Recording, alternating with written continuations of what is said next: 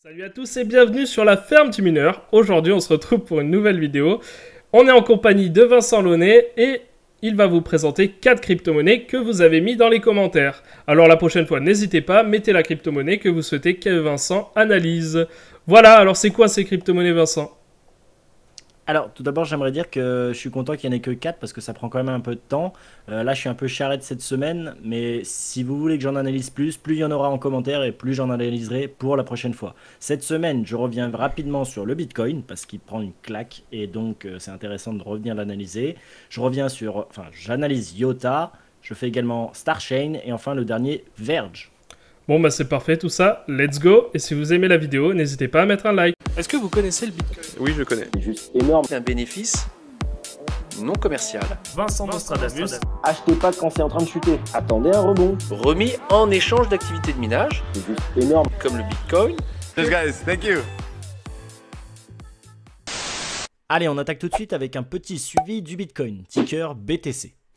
Donc on peut voir que dernièrement, on est en pleine chute. Voilà, juste après la sortie de la plateforme Bakkt, la plateforme du NYSE, donc qui était prévue le 23, le 24, on a eu la grosse attaque. Mais que se passe-t-il? Mais que se passe-t-il? Oh, mais qu'est-ce qui se passe? Et aujourd'hui, il reste à savoir, est-ce que on a atteint les plus bas et on va avoir le droit à un gros pump dans la foulée, ou est-ce que la chute n'est pas terminée? On va voir ça ensemble. Donc, toute première chose, pour l'instant, on est baissier, on n'achète pas un couteau qui tombe. Clairement, peu importe qu'un plus bas vienne d'être fait, tant qu'on n'a pas un minimum, un début de rebond, on ne peut pas acheter. Là, il n'y a aucun signal d'achat pour le moment. Sauf si vous êtes trader de contre-tendance et que là, du coup, vous pouvez acheter ça pour aller viser un petit retour vers les 9090$ ou vers la zone de support du triangle. Dans le cas contraire, si ce n'est pas du tout votre stratégie de trading, si c'est pour holder ou si c'est pour un investissement en swing trading ou un trade à moyen terme, c'est pas le moment en fait d'acheter, clairement. Donc on peut voir qu'on est revenu ici sur la hauteur, le haut des épaules de l'ancienne figure ETE qu'on avait fait au mois de mai-juin. Donc on est en train d'essayer de trouver support sur cette zone. Le problème, c'est qu'on est en train d'arriver dessus. Donc pour l'instant, les vendeurs espèrent un nouveau signal de vente qui peut être donné dans 10 minutes après cette vidéo, hein, clairement, parce que là on voit la puissance du mouvement. On est en train de jouer sur cette nouvelle bougie là, on peut l'enfoncer dès ce soir, quoi. Et l'objectif des vendeurs suivants serait un retour sur la ligne de coût de la figure ETE, donc vers les 7469$. Et également, si ce niveau est enfoncé à la baisse, on aurait encore un nouveau signal de vente. Donc, vous comprenez qu'en fait, finalement, si on cherche un niveau clé pour un trade à moyen terme ou un peu plus espacé, pas un petit pump et puis hop, je sors, pas pour du trading court terme, il nous faut un point clé long qui soit un peu au-dessus, et donc j'aurais envie de dire, si on choisit 9090$, ce qu'on risque, c'est de voir la zone du coup de support du triangle faire résistance, et du coup on va subir dans la foulée immédiatement une petite correction, puis après potentiellement c'est là qu'on aura la grande envolée, quoi. C'est au moment où on va revenir au-dessus de cette zone de support du triangle, et là qu'on va tout casser à la hausse, et là on va aller chercher même au-delà des 11 000 et c'est parti, quoi. Donc, le minimum, peu importe cette zone de résistance, le minimum est d'attendre un retour au-dessus des 9090$ à ce jour, en sachant bien qu'au-dessus des 9090$, on risque sur la zone d'avoir une petite recorrection, puis après le départ, ou voire même une correction, ça serait un pullback sur la zone de support du triangle pour ensuite aller enfoncer et aller chercher des plus bas. Voilà. Allez, on passe à la suite. Alors on passe maintenant à IOTA, ticker MIOTA. Donc, sur cette crypto-monnaie, on peut voir que dernièrement, on a fait un petit rebond, on a le droit à notre petit rebond, mais on a finalement on a confirmé la zone de résistance de ce qui pourrait bien être un canal baissier, donc avec les lignes centrales du canal baissier. En reliant ce plus haut avec les plus bas ici, on voit qu'on aurait une ligne de support qui est descendante, qu'on pourrait aller chercher encore une nouvelle fois si le cours continuait et poursuivait un peu sa chute. Pour le moment, si j'avais un niveau clé en tête au-delà duquel on pourrait repasser acheteur, avec un peu de risque tout de même. Alors je vais d'abord donner le plus risqué, donc c'est 0,277367, donc en gros à la sortie du canal, mais surtout au retour au-dessus de ce plus haut. Voilà, on voit que c'est une zone qui est travaillée en tant que pivot en fait. Finalement, quand on est au-dessus, on est acheteur, quand on est en dessous, on est vendeur. L'idéal serait, si on fait plus du moyen long terme, serait d'attendre finalement un retour au-dessus là de 0,318728. Mais pour l'instant, comme sur le Bitcoin, on n'achète pas un couteau qui chute. Les supports arrivent, ils sont là pour être enfoncés, même s'ils permettent un petit rebond également encore à court terme. Donc sous 0,267137 $, c'est 100% vendeur. Donc il faut s'interdire d'acheter cette crypto-monnaie tout simplement. Allez, on passe à la suite. Place maintenant à Starchain, ticker STC. Alors normalement, j'ai l'habitude d'analyser des crypto-monnaies que je connais. Pour le coup, je ne sais absolument pas ce qu'est cette crypto-monnaie. On m'a demandé de l'analyser, je devais le faire dans l'épisode précédent.